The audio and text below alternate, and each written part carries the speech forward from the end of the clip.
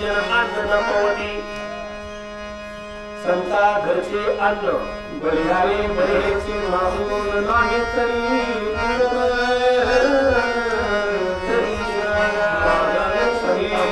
द्यावे अन्न म्हणजे त्या माऊलीचं जीवन पुढच्या शनिवारी आपल्याला हे कानानं माऊलीचं आणि तोंडाला हनुमानीचं प्रसाद दसऱ्याच्या मुहूर्तावर मिळणार आहे. मला तात्या संपताला नाही सांगितलं का तू दसरा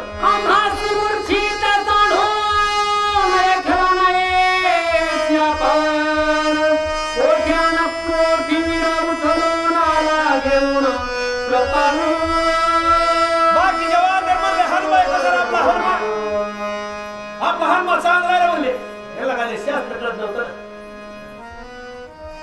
आणि शास्त्र कळणारे आमच्यासारखे शास्त्र आहेत का मला मग आता आम्हाला शास्त्रावर शास्त्राचा अभिमान राहता मी काय कसं आहे काय मला काय येत नाही काय गोळा भाव वाण्याला गोळे होते म्हणले आपल्या हनुम्यानं कसं आणलं आपल्या हनुम्यानं गोवित आहे पदरच नाही और हनुम्या माझ्यासारखा असतं तर मला एकटाच पळणार असतं बाकीचे मी लेखी संख्या कमी झाली अरे सगळे माग ते वानराचं पिलट लागलं ना सगळ्यांना आज सगळ्या शब्दाला बांधून आणले कसे आणले वडीत आणले म्हणले कुठे लाज लागली नाही कुठं खर्च कमी नाही काय हनुम्या हुशार आहे कोण म्हणताय वानर आहे चालक महाराज तुम्ही चार जरी महाराज असला तरी तुमच्या गावात तुम्ही कोण रमत असणार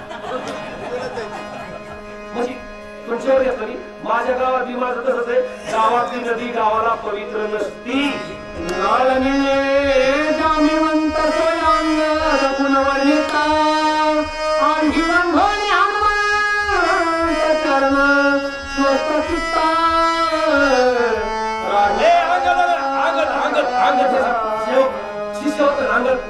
अंगत शिष्य होतं बाकीचे हनम्या करायला लागले आर वाचविलं ती वाचविलं म्हणला पुऱ्याला तू बाहेर आणलं हनम्या करायला वाच का म्हणला मग पाया म्हणजे कोणाच्या ह्या हनम्याच्या पाया पडा आम्ही आणि आमचं वय कुठं त्याचं वय कवाचं काही मोठे माणसं होते काल परवाच आहे का त्याचं काय काय त्याच्या पाया पडायचे मला सुद्धा होते तुम्हाला कोणत असलेलं वाचू नका बोलू मी जरा मोकळं बोलणार महाराज का माहिती गावापासून महाराज झालाय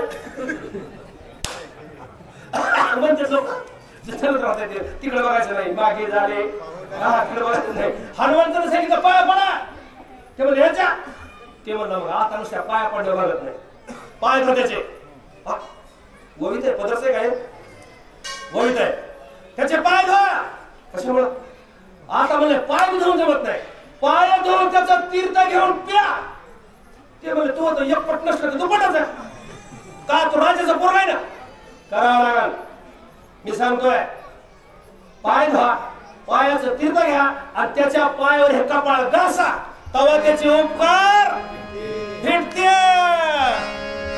एका जनार्दना शरणा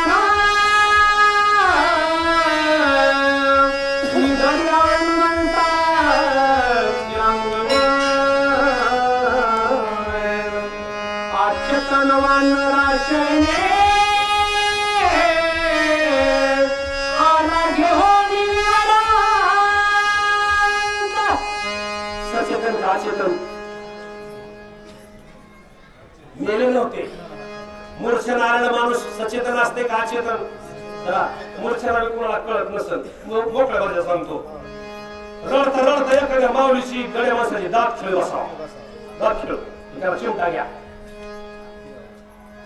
काय कळत मग त्याला चिमटा घेतला कळत नाही काय कळत नाही त्याचं नाक दाबल्याशिवाय तोंड उघडत नाही हे अचेतन वांदर युवराच्या बाहेर आणले नाथ बाबा म्हणले लय पाणी लावायचे बस माझ्या गुरुला शरणगती पत्करतो नाथ बाबाने आपल्या गुरुला आदि गुरुशी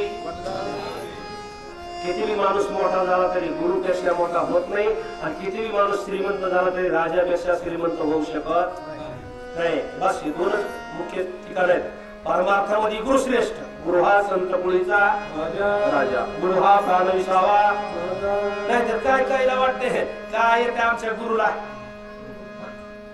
कशाला गुरु केला जातो? आणि त्याचा कृपा प्रसाद डोक्यावर पडला म्हणून तू मोठा झाला ना. ते काय लागलं? नाही नाही, आमचे गुरु म्हणजे येडपट होत म्हणते हो. काय काय पोर बापाला मध्ये आमच्या बापासारखा नाही बाप म्हणते म्हणतो बऱ्याकडे काय बोल असता. अरे पण तो बाप आहे ना, तो कोण आहे? कोण आहे तो बाप? तो बापच आहे ना. हे काय सांगायची गरज आहे का? तुला लहानपणीच नव्या गोसाच्या टोळीत हाकाला असतं तर मग बाप कसला निघाला असता? अरे गुरु हा गुरु आहे, बाप हा बाप आहे, राजा हा राजाच आहे. नाताने गुरुला शरणागती पत्करली म्हणजे बस पुढच्या शनिवारी सगळेजण जेवायला हजर राहू नका म्हणले. झाले का? पण आजचे आपण तिचे यजमान रामाची उद्धत ताप शांत संवाद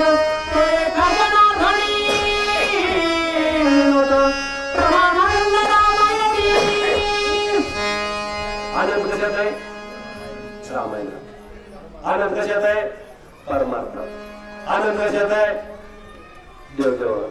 आनंद कशात आहे? वारकरी संप्रदाय. प्रपंच सोडायचा बी नाही, पण आनंद परमार्थातला आनंद आणि परपंचातलं दुःख. दुःख बांधवडी आहे हा संसारामध्ये असते सुख. दुःख अजून संसार दुःख मिळलं. संसार दुःखाचा आहे, परमार्थ सुखाचा आहे. एका साईडनं एके पिशवीत सुख घ्यायचं, एका पिशवीत दुःख घ्यायचं. दुःख जरा बघितलं की सुखाकडे एकदा बघायचं. सुख जरा जास्त झालं की लय उन्नत बी व्हायचं नाही. काय काय लोक सुख बघितल्यावर 10-5 रुपये आले की माफी तर नाही होणार. म्हणजे हे सुखाचे 10-5 रुपये आले की मजा येत नाही. इकडचं बघायचं एकदा इकडचं बघायचं. माणूस वाट सोडून चलत नाही. परमार्थात आनंदातला आनंद आहे आणि तो आनंद सेवितो हा रस वाटितो आणि का वारे घ्यारे होऊ नका रन भरी. तो आपण निघायचा, दुसऱ्याला वाटायचा. अशी ही रामायणाची कथा गोड गोड आणि गोड आहे.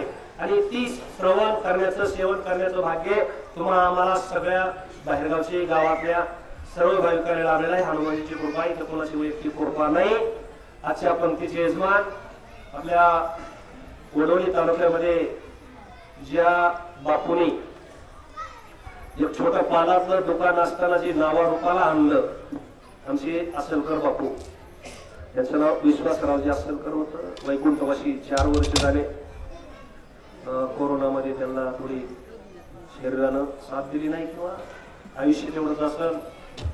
4 वर्ष झालं आपल्यातून जे निघून गेलेले